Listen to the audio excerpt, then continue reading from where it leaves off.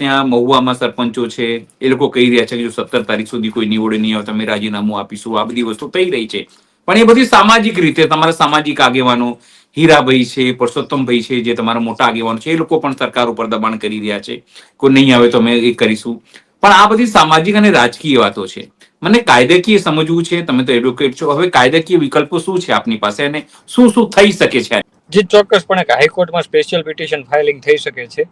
જે અનુસંધાને હાઈકોર્ટ દ્વારા સ્પેશિયલ ઇન્વેસ્ટિગેશન ટીમ અથવા તો અન્ય જિલ્લાના અત્યારે હાલમાં એસઆઈટી ટીમની નિમણૂક થઈ ગઈ, તેમ છતાં પણ હાઈકોર્ટ પોતાની રીતે પિટિશન દાખલ થયા બાદ એમને યોગ્ય લાગે હાઈકોર્ટને તો ચોક્કસપણે અમે હાઈકોર્ટમાં ફાઇલિંગ કરી અને હાઈકોર્ટ આ અંગે ચોક્કસ નિર્દેશ અનુસાર તપાસ કરવા માટેની કાર્યવાહી કરવાનો આદેશ આપી શકે છે. હાલ તો પણ અમારે તે હાઈકોર્ટમાં જવાની કોઈ વાત નથી.